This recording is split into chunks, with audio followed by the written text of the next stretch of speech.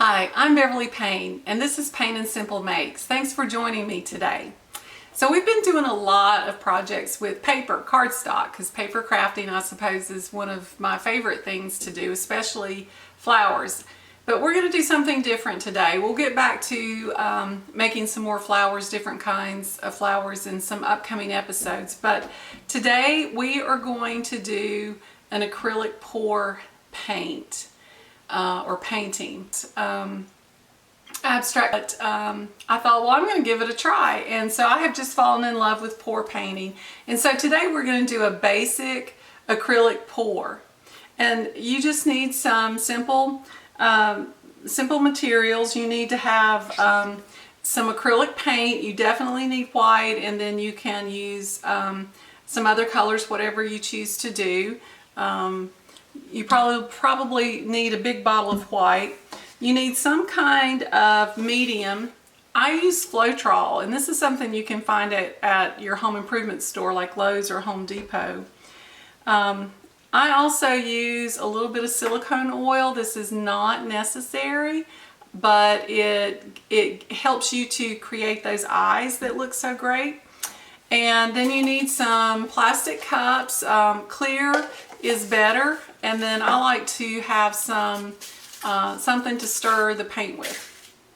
So in addition to that, of course, you're going to need some kind of canvas, and I just use regular artist canvases that I buy at Michael's, Walmart, Hobby Lobby, wherever I can find them. So those are your basic supplies and materials. I think you'll love this project. It's a lot of fun. You may want to put, depending on where you're painting, you probably do want to put something down on your work surface, and maybe even on the floor underneath your work surface, just in case your paint spills over, because you do use a lot of paint and we are pouring. So that's kind of important depending on where you're working. And you also need to have somewhere that you can let your paintings dry. One of the things that I have started doing is I purchased, probably from Walmart, I purchased a flat and long rectangular plastic container, like a Rubbermaid container. And I use that when I'm doing pour painting, and when I'm done, then I can leave my canvas on that container and let it dry, because it will take a few days for this to dry. So make sure that wherever your drying area is, it's a place that you can leave it and not disturb it for a few days. So are you ready? Let's do an acrylic pour. Let's get started. So I have my canvas here. It's about, I don't know, 12 by 24, I think.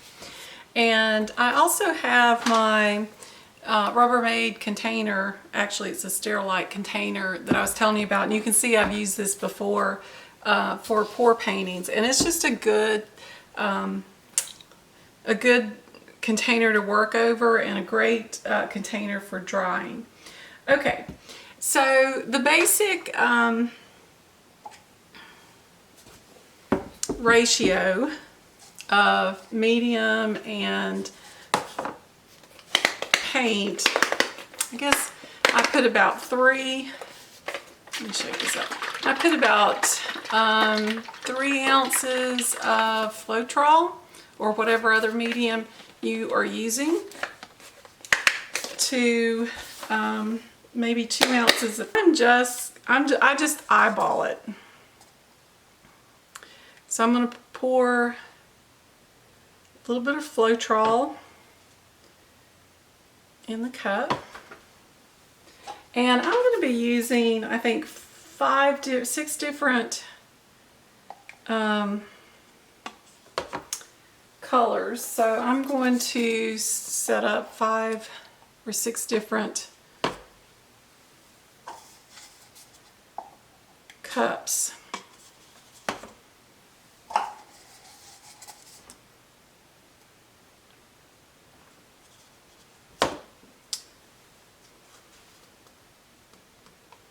And, you know, I use what I have. So here's an empty yogurt container, because that's what I had. I ran out of these nice cups here. Okay, so we are going to be using a lot of white. because we tend to, or what I've noticed anyway with acrylic pour painting is that people tend to alternate with their color with the white. This is Artist Loft Light Blue. Next I'm going to be using Artist Loft Aqua Green. Oh, it's so pretty, I like that.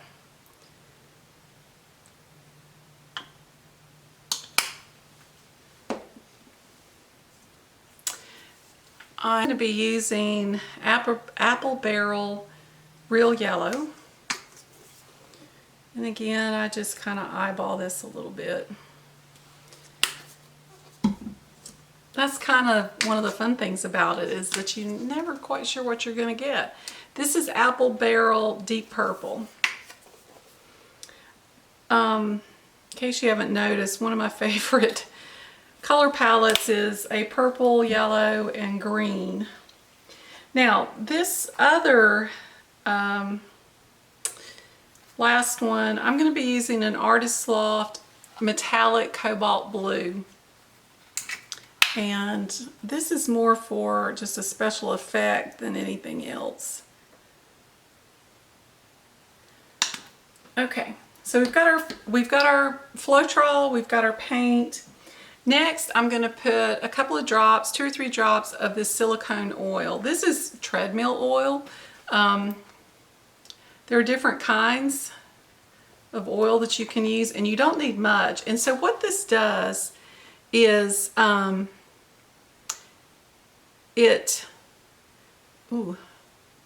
this runs very quickly, so you want to be kind of careful.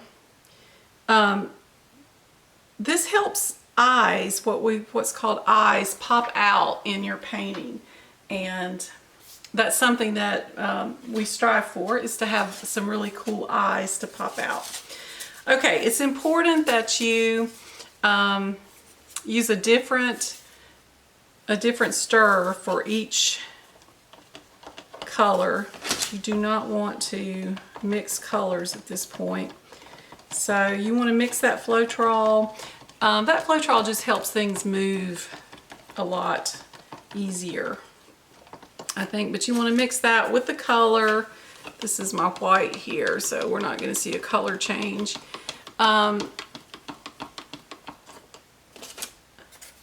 This is my blue, my light blue.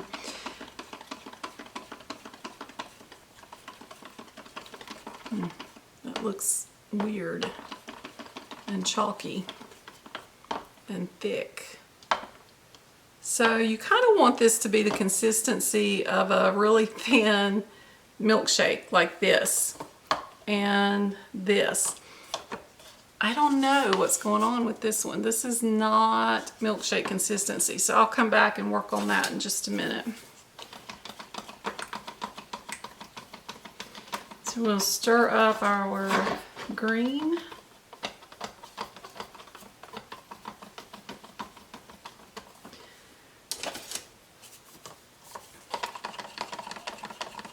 And now our purple.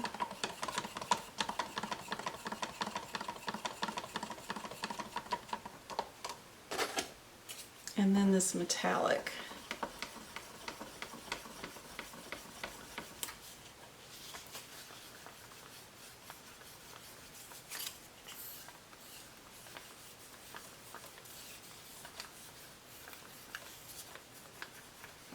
So I have no training in art, and I think that's one of the reasons why acrylic pour painting has appealed to me, is because I think people who don't have that background in art can find this accessible. Okay, I am really not sure what's happening there, but I'm going to add some more Floetrol. We may have to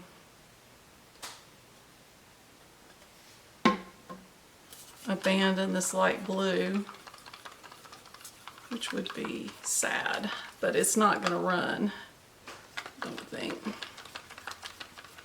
I'm afraid if I put it on my canvas, it is going to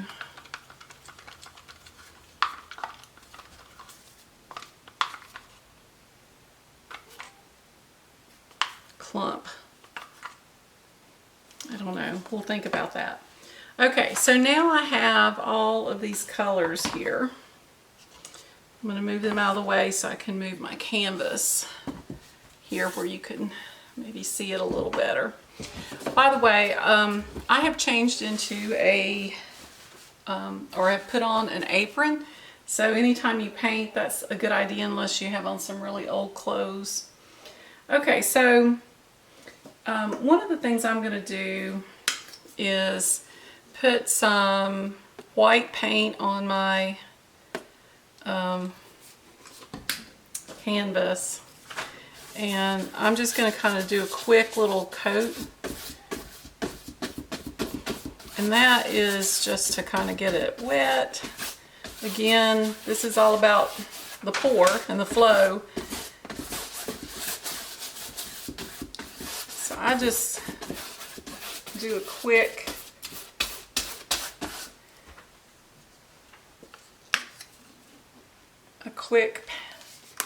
once over with some white.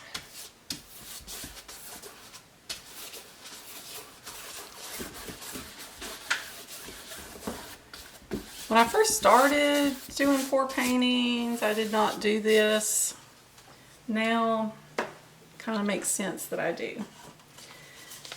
But once you get started in it, you may decide to do something differently. Okay. So I'm going to start and I'm going to pour a little bit of white. Pour some here, pour some here, pour some here.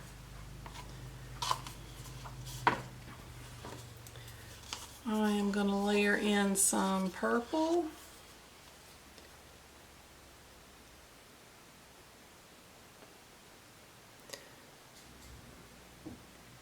See how non-exact you can be with this? A lot of people would go back to the white. I am actually going to put yellow.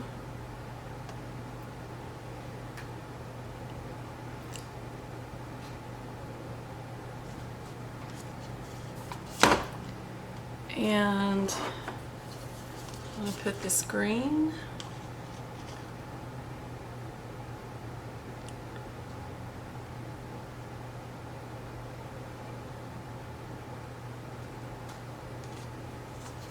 Oh, I so want to put that blue. I don't know. I'm not going to do it yet though. Alright, so now we're going to go back. I'm going to put some more white. I think I may start another little spot over here.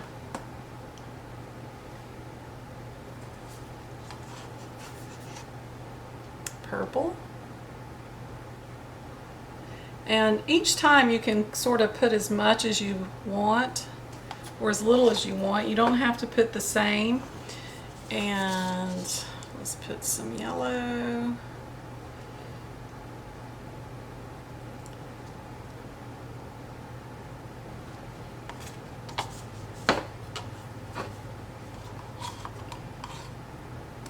And some green.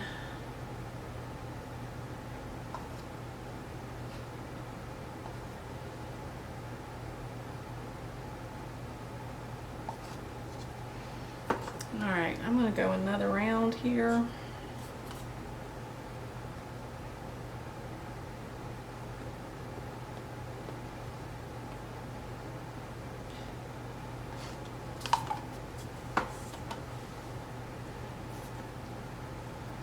Kind of forgetting.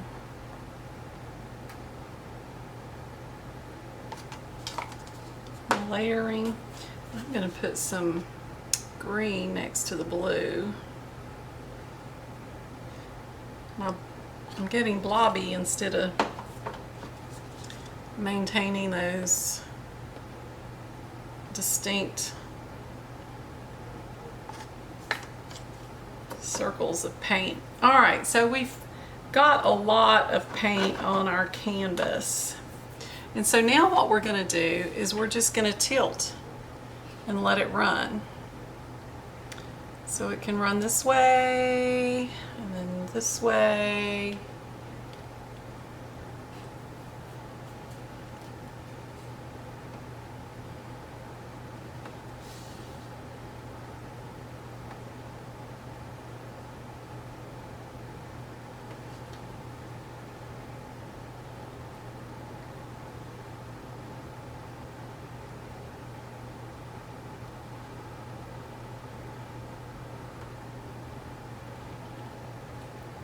This is looking good. As much paint as we've put on there, it's not enough. I don't know if you can see this though, but we've already got some eyes forming over here. And I'm about to get some paint on my floor, despite the fact that I've got plastic on top of the floor. So I'm going to add a little bit of purple here.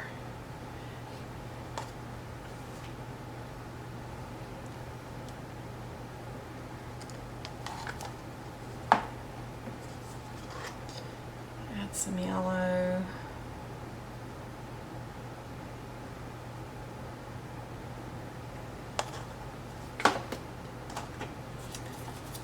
Definitely need to add some white.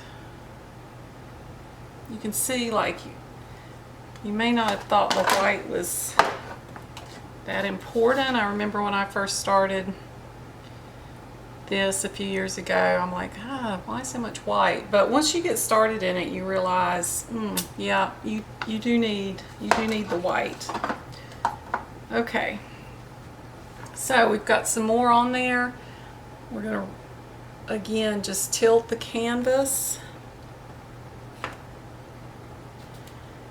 We want to try to get all of the edges covered. We are perfectly happy for it to run off. So this is looking pretty good, but you may have remembered that I mixed up a cobalt blue metallic. So that is going to be my last pour. And normally I would have done it as I was layering the others, and I forgot. Just to be honest, I forgot that I had it. So I'm pretty much just dumping that whole cup on there. And I'm going to try as best I can to pick this up from underneath. And again, it's just a matter of tilting. Now there's some other things you can do too. You'll see if you watch many videos of people doing acrylic pours, you will see they use torches, they use hair dryers, and we can do some of that too, but not on this. This is just the basic acrylic pour, so we're not going to do anything too fancy. Now I'm really liking this, but this is too blobby. This is too much. So I'm going to see if I can't get just a little more paint out of my cups here. I've got some nice sails starting over here. I think I may have gotten everything out of that one.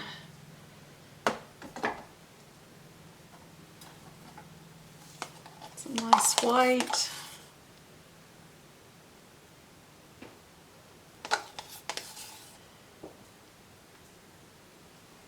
So normally you would just be layering all of this instead of putting that one on at the end.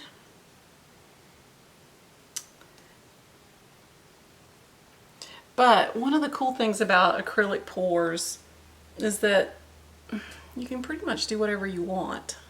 And I guess I like that. Not having that artistic background, I feel like this gives me a license to just experiment. You can see how drippy this gets, right?